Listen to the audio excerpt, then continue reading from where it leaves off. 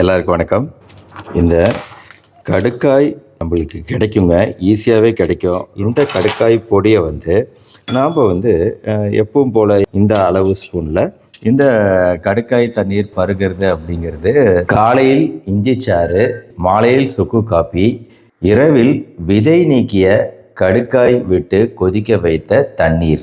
இந்த 3 விஷயங்களை தினசரி செய்யும்போது உடலில் உள்ள கழிவுகள் நீங்கும், கபம் அப்படின்னு சொல்லக்கூடிய சளி கட்டுப்படும், சமநிலைப்படும், வயதானவங்களும் குமரன் ஆகலாம், குமரி ஆகலாம் அப்படின்னு சொல்லி, அதாவது நம்மளோட பாரம்பரிய மருத்துவத்திலையும் சித்த மருத்துவத்திலையும் இந்த கடுக்காய்க்கு ஒரு உயர்வான இடத்தை கொடுத்துருக்குறாங்கங்க சித்தர்கள். நம்ம பாரம்பரிய மருத்துவம் மட்டும் இல்லை, ஆயுர்வேதா மெட்டீரியா மெடிக்கா அப்படின்னு ஆயுர்வேத மருத்துவ முறையிலுமே இந்த கடுக்காயை ஒரு ராஜாவாக பார்க்குறாங்க மருந்துகளில். டெர்மினாலியா சிபுலா அப்படின்னு ஆங்கிலத்தில் அழைக்கப்படக்கூடியது இந்த கடுக்காய். டெர்மினாலியா பெல்லிரிக்கா, டெர்மினாலியா அர்ஜுனா அப்படின்னு வேற வெரைட்டி இருக்கு. அதுக்கு மருத்துவ குணம் கிடையாது. இந்த சிபுலாவுக்கு தான் மருத்துவ குணங்கள் ஜாஸ்தி. கிளியரா சித்தர்களோட எழுத்து நடையிலேயே சொல்லணும்னா உங்க எல்லாருக்குமே தெரியும்.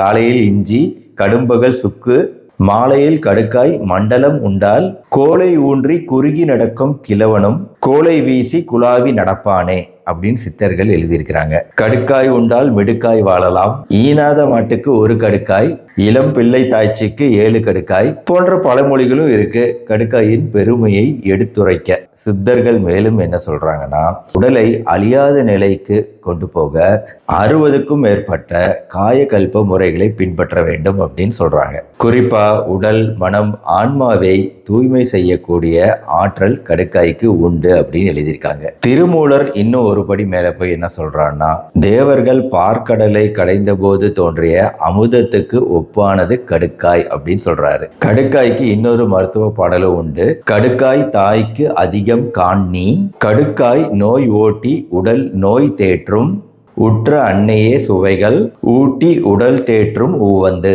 அப்படிங்கிற இன்னொரு மருத்துவ பாடலும் இருக்கு. என்ன டாக்டர், ஒரே சித்தர்களும் மருத்துவ பாடலும் அலோபதி மருத்துவராகி நீங்க சொல்லிட்டு இருக்கீங்க அப்படின்னா ஒரு பிரச்சனை இருக்கு. இந்த டெர்மினாலியா சிபுலா அப்படிங்கிற பேர் வேணா இருக்கு, ஆனால் ஆராய்ச்சிகள் அப்படிங்கிறது ரொம்ப ரொம்ப குறைவாக இருக்குது. கடுக்காய்க்கு என்னால் டேட்டாவே எடுக்க முடியல, ரொம்ப குறைவாக இருக்குது. அதனால தான் பார்த்தேன், சரி ஆல்ரெடி பாரம்பரிய மருத்துவத்தில் ரொம்ப ஃபேமஸாக இருக்குது, பல விஷயங்களுக்கு உபயோகப்பட்டு தரதா சொல்லப்படுது, அதை நம்ம கன்வே பண்ணுவோம் அப்படிங்கிறது தான் இந்த விஷயங்கள் எல்லாத்தையும் சொல்லிக்கிட்டு இருக்கேன். சித்த மருத்துவம் பொறுத்த வரைக்கும் இதய நோய், சர்க்கரை நோய் போன்ற பல விஷயங்களுக்கு கடுக்காய் வராமல் தடுக்கக்கூடியது அப்படிங்கிற ப்ராப்பர்ட்டி இருக்கிறதா சொல்கிறாங்க. குழந்தை பேர் இல்லாதவங்களுக்கு இந்த கடுக்காய் பலன் தருவதாகவும் சொல்லப்படுது. இஞ்சி கல்பம், சுக்கு கல்பம், கடுக்காய் கல்பம், இதை ஒரு குறிப்பிட்ட முறையில் தயார் செஞ்சு 48 நாட்கள் அந்த மண்டலம் நினைக்கிறேன் சாப்பிட சொல்கிறாங்க. இப்போ இதை பற்றின சுத்தமாக எனக்கு நாலேஜ் கிடையாது, ஆனால் இதோட செய்முறை விளக்கங்கள் இது எல்லாமே பார்த்தேன். அதனால் அதை எல்லாமே இங்கே ஷேர் பண்ணுறேன் டிஸ்கிரிப்ஷனில். என்னென்னா, இந்த மாதிரி இஞ்சி, சுக்கு, கடுக்காயெல்லாம் சாப்பிடும்போது ஆரோக்கியமான மற்ற விஷயங்களும் நம்ம சேர்த்துக்கணும். அதாவது கேழ்வரகு, கம்பு, முருங்கைப்பூ, வெங்காயம், இதெல்லாம் நம்மளோட ரொட்டீன் உணவு முறைகள். சிறுதானிய உணவு முறைகளும் தானிய வகைகளும் சத்தான தானிய வகைகளும் கூடவே சேர்த்துக்கிட்டோம்னா நம்மளுக்கு நார்மலாகவே நல்லது தான். அடுத்தது, இந்த கடுக்காய் தூளுக்கு மலச்சிக்கலை குறைக்கக்கூடிய தன்மை உண்டு. கடுக்காய் தூள்னால செரிமான கோளாறுகள் குறையும். ஆக்சுவலாக ஆராய்ச்சி ஒன்று நான் இன்னொருத்தரும், அதாவது பல் மருத்துவரும் சேர்ந்து போய்கிட்டு இருக்கு. நாங்கள் என்ன பண்ணிகிட்டு இருக்கிறோன்னா, இப்போது இந்த கடுக்காய் தூள் வாய்ப்புண்ணுக்கு உதவுமா அப்படிங்கிறது எங்களோட ஒரு ஸ்டடி.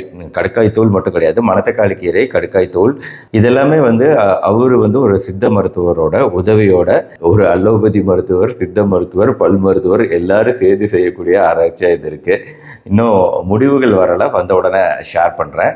ஆனால் இப்போ கடுக்காயோட மருத்துவ பலன்கள் சொல்கிற மாதிரி அதோட நச்சுத்தன்மை ஏதாவது இருக்கா அப்படின்னு பார்க்கும்போது, அதாவது ஜென்ரலாக சேஃப், அதாவது தோள்கள் மேலே அப்ளை பண்ணுறது அப்படிங்கிறது பாதுகாப்பானது, பெரிய அளவு சைடு எஃபெக்ட் இருக்கிறது இல்லை.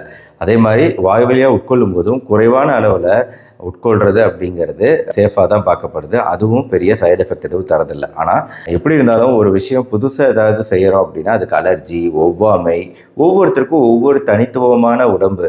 அப்போ அந்த உடம்புக்கு ஏற்றுக்கிறதா இல்லையாங்கிறதெல்லாம் நம்ம சொல்ல முடியாது. எல்லாருக்கும் பொதுவான அறிவுரையாக இங்கே நான் எதையுமே சொல்ல முடியாது. ஏற்றுக்குதாங்கிறத நீங்கள் தான் செக் பண்ணி பார்க்கணும். இன்னொரு விஷயம், இதை கண்டிப்பாக நான் இதோட நன்மைகள் சொல்லிக்கிட்டு இருக்கிறேனே தவிர எனக்கு இதோட தயாரிப்பு முறையோ இது எதுவுமே எனக்கு தெரியாது. அதனால் அது தேர்ச்சி பெற்ற மருத்துவரோட ஆலோசனை இல்லாமல் இதை நீங்கள் யாரும் தனியாக பயன்படுத்தக்கூடாது. 3 கடுக்காய் தோலுடன் இஞ்சி, மிளகாய், புளி, உளுந்து இதையெல்லாம் சேர்த்து நெய்யில் வதக்கி உப்பு சேர்த்து துவையலாகவும் அரைக்கலாம். இதை சாதத்தில் பிசைஞ்சு சாப்பிடும்போது செரிமான சக்தி அதிகரிக்கும், மலச்சிக்கல் இல்லாமல் இருக்கும். இந்தியா மட்டும் இல்லாமல் ஈரான் நாட்டிலையும் இது ரொம்ப புகழ்பெற்ற ஒரு மருந்தாக பார்க்கப்படுது. இது ஈரான் நாட்டில் எதற்கெல்லாம் பயன்படுத்தப்படுது அப்படின்னா மலச்சிக்கல், சர்க்கரை நோய், டிமென்ஷியா, ஞாபக மறதி குறைபாடு, அல்ஜீமர் போன்ற விஷயங்கள்லாம் வருது இல்லையா, இதுலேயுமே இதை பயன்படுத்துகிறாங்க. ஹிந்தியில் அதாவது ஆயுர்வேதத்தில் ஹரிடக்கி அப்படின்னு அழைக்கப்படுது இந்த கடுக்காய். மெயினாக ஆயுர்வேதத்தில் ஸ்கின் கேர், தோள்களுக்கு இந்த கடுக்காய் பயன்படுத்தப்படுது. இதில் இருக்கக்கூடிய சத்துக்கள் vitamin C, vitamin K, flavonoid சத்துக்கள் இதெல்லாம் நம்ம தோள்களை பாதுகாக்கக்கூடியது. அந்த வகையில் ஹரிடக்கி உபயோகப்படுத்தப்படுது தோள்களோட ஆரோக்கியத்துக்கு. ஆயுர்வேதத்தில் இன்னொரு யூஸ் திரிபலா. இந்த திரிபலாவில் முக்கியமான ஒரு இன்கிரீடியன்ட் கடுக்காய்ங்க. இது கல்லீரல் சம்பந்தப்பட்ட பிரச்சனை, சிறுநீரகம் சம்பந்தப்பட்ட பிரச்சனை, இது ரெண்டுலையுமே இந்த திரிபலா உபயோகப்படுத்தப்படுது. இந்த திரிபலா சூரணம் அப்படின்னு இன்னொரு பேர் இருக்குன்னு நினைக்கிறேன், அதுதானே இதுன்னு நினைக்கிறேன்.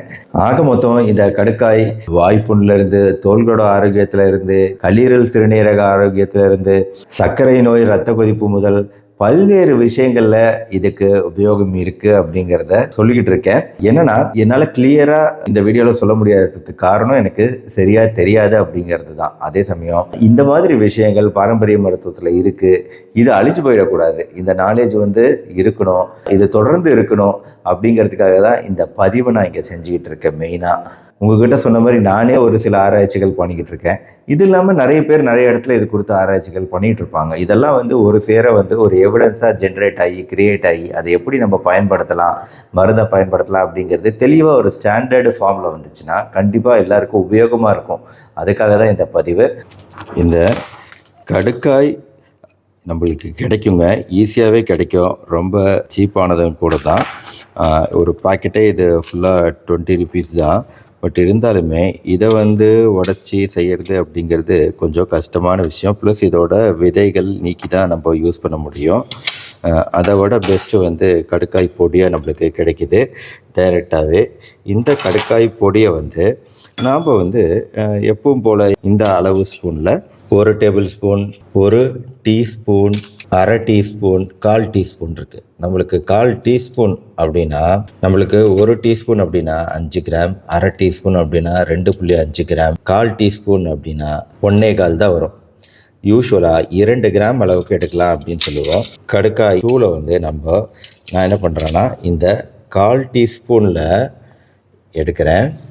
1/4 டீஸ்பூனில் எடுத்து கொஞ்சம் தாராளமாக எடுத்திங்கன்னா இதுவே 1.5 இல்லை 2 கிராம் கூட வந்துடும். இதை நம்ம இந்த டம்ளர் அளவுக்கு தண்ணீர் எடுத்துக்கிட்டு இந்த கடுக்காய் தூளை போட்டு கொதிக்க வச்சு நம்ம சாப்பிட்டோம்னா அது கடுக்காய் தண்ணீர் அப்படிங்கிறது. வாரத்துக்கு 2 வாட்டியாவது இந்த கடுக்காய் தண்ணீர் பருகிறது அப்படிங்கிறது நம்மளுக்கு ஆரோக்கிய நன்மைகள் தரக்கூடியதாக இருக்கும் அப்படிங்கிறதுல சந்தேகமே கிடையாது. ப்ளஸ் வெறும் 1.25 to 1.5 கிராம் தான் இதில் எடுத்துருக்கிறது. இதை காய வச்சு வடிகட்டி நம்ம குடிக்க போகிறதுனால எந்த சைடு எஃபெக்டும் வரப்போகிறதில்ல யாருக்கும். பாரம்பரிய மருத்துவத்தில் மிக அதிகமாக பயன்படுத்தக்கூடிய இந்த கடுக்காயை நம்மளும் பயன்படுத்துவோம். இது டிப்பிக்கல் கடுக்காய் மூலிகை மருத்துவம், மூலிகை தண்ணீர். இந்த வீடியோ பிடிச்சிருச்சுன்னா லைக் பண்ணுங்கள், உங்கள் ஃப்ரெண்ட்ஸ் ரிலேட்டிவ்ஸ்க்கு ஷேர் பண்ணுங்கள். இந்த மாதிரி மருத்துவ தகவல்களை தொடர்ந்து பெற நம்ம சேனலை தொடர்ந்து ஃபாலோ பண்ணுங்கள். மறுபடியும் நாளைக்கு பார்ப்போம். நன்றி, வணக்கம்.